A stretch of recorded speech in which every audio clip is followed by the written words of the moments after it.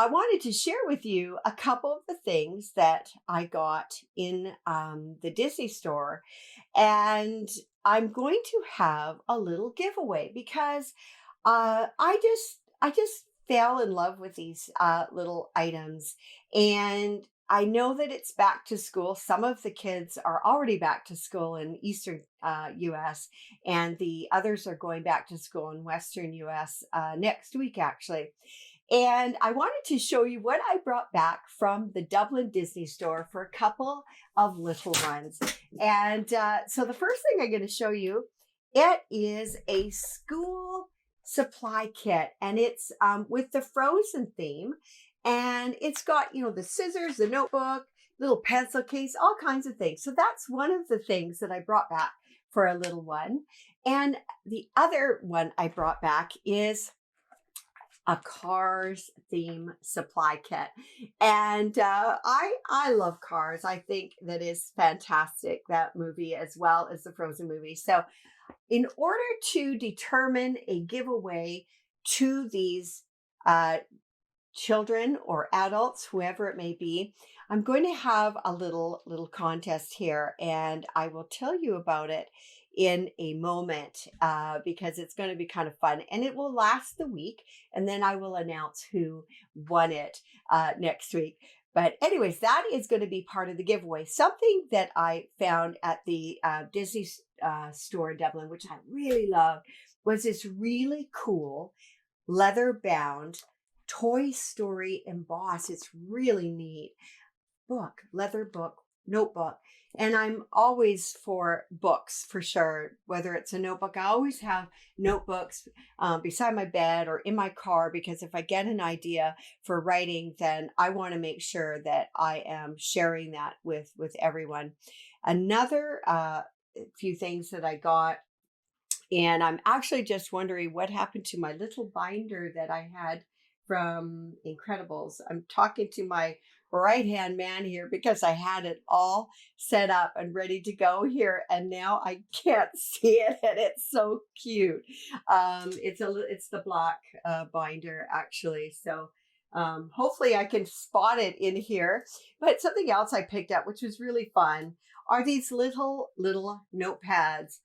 Kind of a bit of a theme going on here, I think, something written. So it's a little notepads that you can actually write little notes and leave them in your kids' lunch boxes, or leave it in, a little note on one of your kids' beds or your husband's pillow or something like that. But I'm all about writing, absolutely, and about notes. And I just realized one of the Mickey one was upside down. So this is still upside down. No, there it is. So there you go. Anyways, the other binder that I really wanted to show you, and I actually put it away where it belonged instead of keeping it out. I loved this little binder for notes and things, because I actually loved Edna on The Incredibles. I don't know if you guys had a chance to see The Incredibles, but I love the saying, "Never look back, darling. It distracts from the now." And it's actually kind of a good message, just to keep looking forward and to keep going with your life. Anyways, I don't know if any of you guys saw The Incredibles. I actually managed to see it 3 times. I saw it on Father's Day with my family. And then when I was on the cruise ship, I ended up by default seeing it twice, because on the cruise ships they show the movies that are in the theaters, and I saw it once it was the sort of the premiere of the film on the ship, and they had all these kind of fun games. There's actually a person, different parents set up along the stage, and one of their children was behind them, and the parents were sitting in a chair with their hands behind their back, and their kids had to put a cookie on their forehead. So they all had their heads backwards. They put on their forehead, and the cookie, they had to roll it to their mouths, which was just a hoot and a half. They had other kinds of activities too, but it was just really fun to see those kinds of things in the show. Another thing that I ended up doing, I don't know if, as I said, if you've seen the show, but I did actually see it in 3D that night. And wow, it was pretty incredible to even see the little fluff on the sweater. And I was just alerted that the mold that I had shown, unfortunately, the mic had been muted at the time. So I'm going to re-show it and retell you because I don't think most of you are lip readers. I certainly am not. But this is the mold that my husband had gotten for me for our anniversary, our 25th anniversary, silver, keeping with the silver theme. And it is actually about 80 to 90 years old. It was made by a company in Germany called Truth, and they made a lot of molds for Hershey's. And so I'm going to give a go and try to make some chocolate with it. And it's the old style Donald. On the back, over my left shoulder behind me, there are a few little rubber figurines that I got. It's actually, they're 54 years old. They're the original Donald Duck and Huey, Dewey, and Louie. And my husband actually got those for me as well because I'm a huge Donald Duck fan. I want to go to the contest now to win. I'll take these out again. Win either the Cars supply kit for school or the Frozen supply kit for school. So this is going to be the contest. Another thing that my husband got me, and I'm going to tell you a little bit more about it, but it's this lovely Donald Duck print. It's a numbered print by the author and artist named Patrick Block. And I love this Donald Duck because he's got such a funny expression on his face. Donald Duck is kind of a hard one sometimes to find him out of his kind of angry and frustrated facial expression. So that is such a fun facial expression. And I would like for you to give me a title of it or tell me what Donald might be thinking. And I'm going to pick a couple of you to give those kits away. So again, here is the Donald Duck, and you can check it out and tell me what you think he is thinking or what elicited that facial expression. Something that Patrick Block and his wife Shelley are known for, and I've just learned about this, is they were the people behind over 90 stories with the Donald Duck adventures in the magazine. And they also did some of the covers for it as well. And it was really interesting to find out about that because he also he did a Mickey that I also got. I love Mickey's expression on that as well. But really happy kind of work that Patrick and Shelley do. And something that I was really surprised about is Patrick's original paintings go for about $20,000. So I feel very grateful to actually have a little print, at least for these two. And one thing that they also do in their magazines is basically they're sold worldwide in 36 different languages. So I thought that was really kind of cool that they had that connection with Donald Duck, because I really, really loved the connection with Donald Duck as well, since he's my guy. And another thing that I wanted to share with you is another author and artist, and his name, Carl Barks. Now, Carl Barks was a really unique fellow. He from the the 30s, 40s era. He actually worked anonymously, and he didn't want to have the fame, but he actually is the one that created Scrooge McDuck. And Scrooge McDuck is really kind of a fun character. And if you have a chance to look up some of his stuff, I think you would really like it. Uh, the other thing that I had gotten with the blocks uh, pictures was one of these from Carl Barks himself, a little Mickey here. But if you do check him out, we sadly we lost him in the year, I think it was 2001, but he was really, really quite an incredible Disney artist. And it was really interesting because he was kind of known as, he was kind of looking to create his art anonymously. So he's known as the Duck Man because he created all these beautiful paintings, but nobody knew who he was. He stayed right out of the public eye, as some people like to do, which was absolutely fine. You know, if you want to call into the show, 844-483-4763 is the number to call in tonight.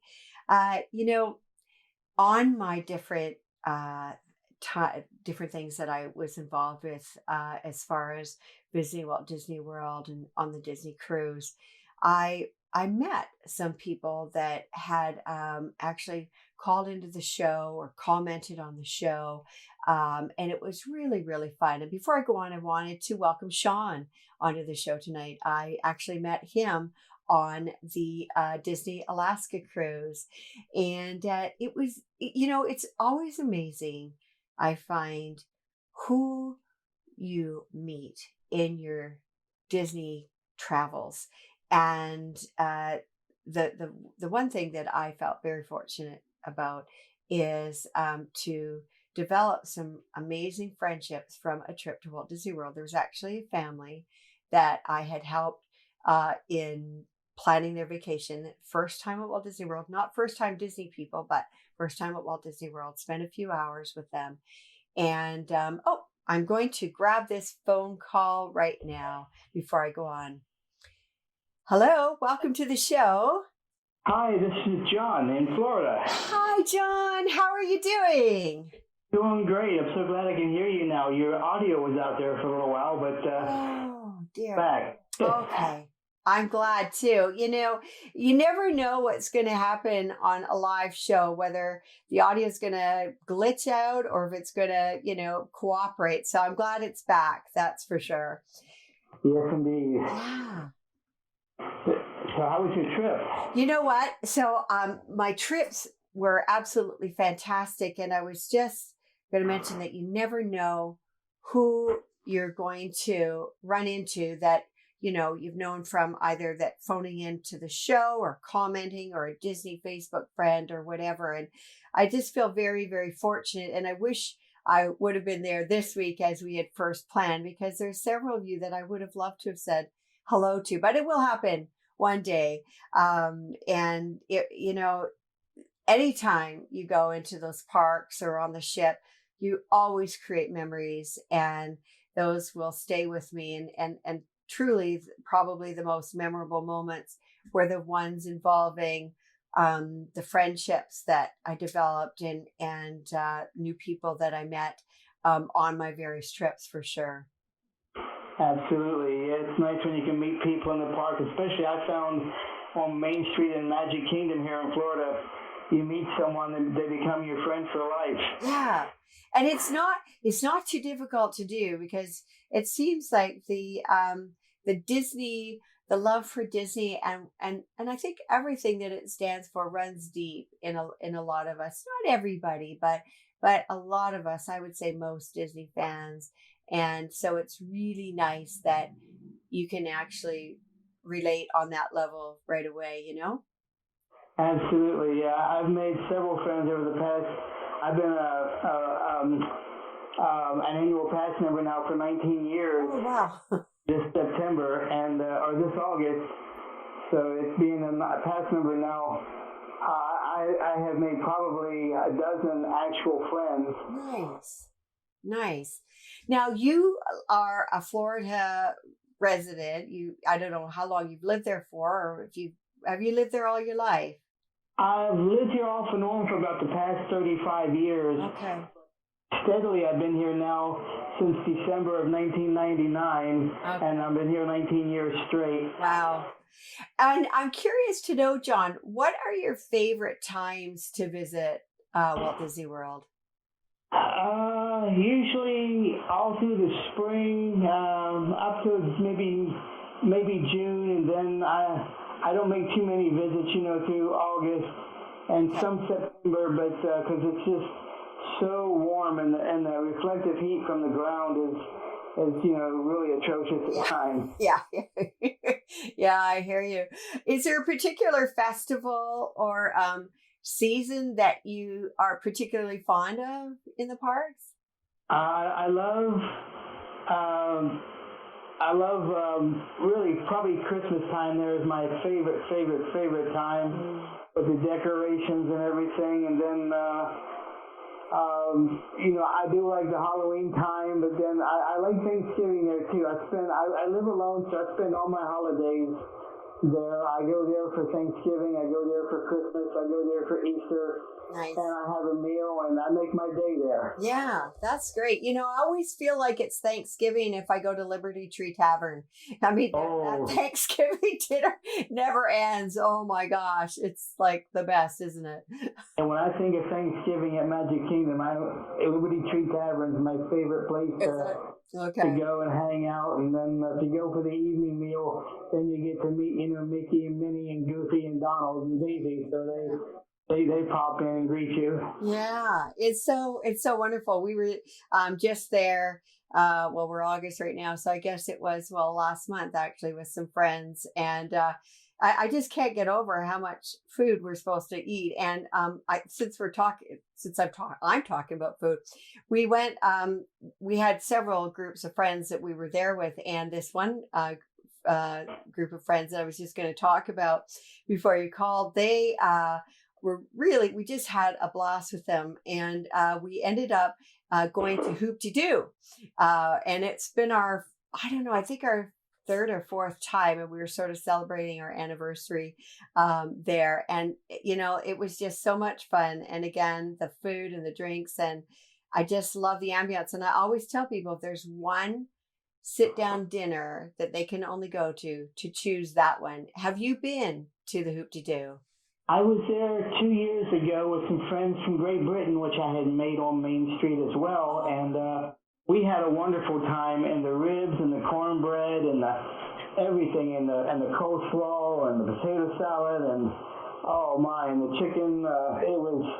It's to go there for. And then the entertainment people are so fantastic and so friendly. Yeah.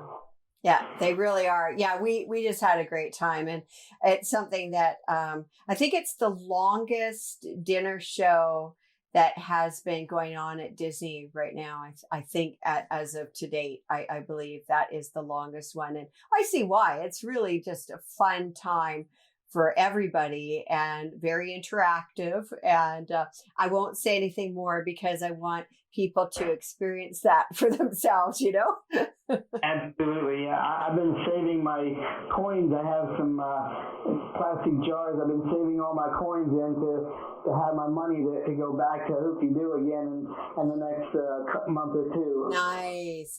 Yeah. So I guess it's the longest running show in America, I found. Isn't that incredible? Like what a thing to be a part of, running the dinner show, longest running dinner show in America. I think it's absolutely fantastic. And yeah, we will be back definitely for that show as well. And we will often stay at Fort Wilderness, which is really handy to just go to the show and then go back to your camper or your cabin. So very easy to get to for everybody else in the parks as well. But oh gosh, John, thank you so much for calling in. And I hope to meet you someday when I'm down there. I know that there's a lot of people that have just been, incredible. And there's several families there that I would have really have loved to have met. A few of them actually have stories in one of the books. And so I just thought I would mention that, because it really, Disney is really about the people, and the attractions are great, and the food is lovely, and the smell and the sounds and everything. But I really have to say it's about the people, and it's the cast members and the guests, both behind the scenes and in the front lines, that are absolutely fantastic, aren't they? Yeah, real quick, I had a great pleasure moment one time. I got to meet Eddie Carroll and his wife there at the corner there at Casey's hot dog stand, and I was sitting at a table, and if you don't know who Eddie Carroll is, which I'm sure you do, but maybe some other people don't, he was the most recent voice for Jiminy Cricket, and you heard his announcements for the electrical light parade before it started, and the fireworks and things like that for the wishes. He was sitting, him and his wife came, and they sat down at a table with a couple, and he began to speak. I heard his voice. I'm thinking, this is Eddie Carroll, and I'm getting chills telling you this. And so when he started talking, he introduced himself then to this couple, that he was the voice of Jiminy Cricket, and then he introduced. So then when he was done and he was walking by, I said, Mr. Carroll, I said, could I get a picture with you? So he was so graciously, he came over, he sat down beside me. I'm in a wheelchair, and he pulled a chair up there next to me. He sat down beside me, and his wife took our picture and everything, and it was just a wonderful moment to meet Jiminy Cricket. Yeah. And, Mr. Eddie Carroll, he's now, deceased, but it's a magical moment that'll always live in my heart as though it happened yesterday. Oh, I just got chills when you told me that, John, because I love Jiminy Cricket. As a matter of fact, I was trying to find Jiminy Cricket, and so that I could get a photo with him. I do have a photo. I did, years and years ago, lost on my computer, had a photo with Jiminy Cricket, but I just love Jiminy Cricket, and I really wanted him for the back of my book. And I don't think that's going to be for the fourth book, because I never did find him, and I know it's very difficult, but good for you. What a special moment. Yeah, for sure. Something you will never, ever forget. And one time I got to meet Bill Justice there, who was the creator, of Chip and Dale. Oh, that's incredible. How did you meet him? It was a fantasy fan club meeting there at the Contemporary Hotel. Oh, cool. And he was the guest speaker and artist, and he brought China paper plates with little painted characters on them, and he handed them out to everybody there at the meeting. Oh. And he was just so wonderful and very friendly, and it's just amazing to meet this man who was actually hired by Walt, and worked with him. Yeah. Oh my gosh, what an incredible opportunity. I find that there's opportunities kind of like that everywhere, to meet people. But I feel like you guys that live in the vicinity of Disney kind of have that little edge, because there's these different things that come up, right? That you guys get to attend and meet all these people. And I think that's really neat. But oh my gosh, John. So one day I will meet you in person. I'll let you know ahead of time when I'm going to be there and that. But thanks so much again for calling in. It was lovely to hear your stories. Gosh. And I will share something that I will some people that I met actually this summer on the air when I get off the phone with you. But wonderful, yeah. So let me know when you're coming. We'll get us a Casey slaw dog and and some fries and have a good time. That sounds great, John. That sounds really good. Thanks again. All right, Kimberly. Good night. We'll talk to you soon. Bye bye now. Bye. I just want to say a quick hello to Gina and Mike who joined. And thanks, Mike. Glad you love it. I love it too. So as I said, it's so much fun. It's the people that you meet. And I just remember, I'll just continue this, the one family that I had, we'd met from dancing. We chatted and all that. And then we spent a few days in Disney and we just gelled. We had just an absolute blast. And I'll never forget anybody that knows about Trader Joe's. It's really cool interactive bar, and people under 21 can go in there up until 8 p.m. And we just had so much fun with them. And that was just kind of a nice surprise. It was a nice surprise because, you know, we're used to going to Disney with our family. And then when you meet up with new friends and discover that you get along and you're on the same, not get along, but on the same wavelength, it's really just adds that extra magic, I'll tell you. So a couple of people that I got to meet this time, a few people actually, was at the Pacific Northwest Mouse Meet. And if any of you don't know about it, it's actually the largest unofficial Disney meetup. And it's put on in Linwood, Washington, just a bit north of me. And I'm trying to think how many different, it was 2 different countries and about 7 different states or 8 different states that people came from all over the US. And they always have these guest speakers. And one of the people that was absolutely just lovely, I'll just leave his first name is Jeffrey. He is actually, he is an Imagineer. He's kind of one of the head honchos, had a wonderful story. He's going to be in my 4th book, actually, because it's just such a cool story. I'm squeezing him in. The 4th book will be out by Thanksgiving. I'm just having a great time writing it. And there's so much in there. But he is an incredible guy and introduced us to his project, a little project called Pixar Pier at Walt Disney World at Adventure, California Adventure at not Walt Disney World, Disneyland at California Adventure. And really, really neat how he got to where how he got to be where he is. And I have not made it to Pixar Pier yet, but I tell you, I do want to take my husband to Disneyland. He has actually never been to Disneyland. Walt Disney World is the only park he's ever been to. So one day I will get him there. Another person that I met was a fellow named Don Hahn, and it was the producer of Beauty and the Beast and a few other movies out there, and a really very lovely man, huge, tall man. I'll never forget. I don't know if I've ever talked to somebody that tall before, but he he didn't seem that tall when he was sitting down and chatting with people. But boy, oh boy, when I was standing next to him, he's a pretty tall guy. And it was another interesting thing. There was the author of the Oswald books. He was actually a Disney cast member for 30 years and had come by my booth where I was a vendor selling my books. And he'd actually heard about my books. And I was really happy to hear that he had known about it.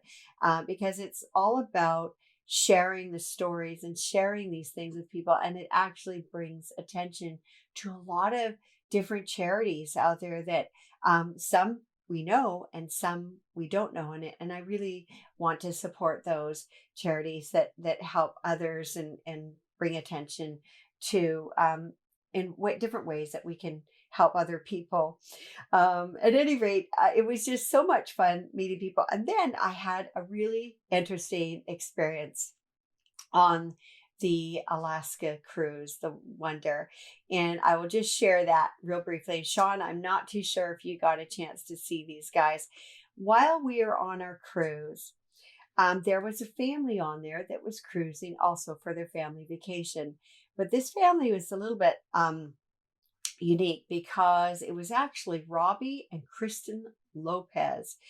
These people are the music behind the songs behind Coco and Frozen. And it was just by chance that they were on there for their family vacation, and they very graciously gave an hour of their time to share with the rest of us on the trip and tell us about their music. And it was the coolest thing because the song in Coco, I don't know if any of you guys have seen it, one of my favorite movies from Pixar. The song Remember Me, they had actually written and created that song for their daughters when they had to fly to LA. They actually live in New York, and it's a lullaby for their children. And so that was used in Coco.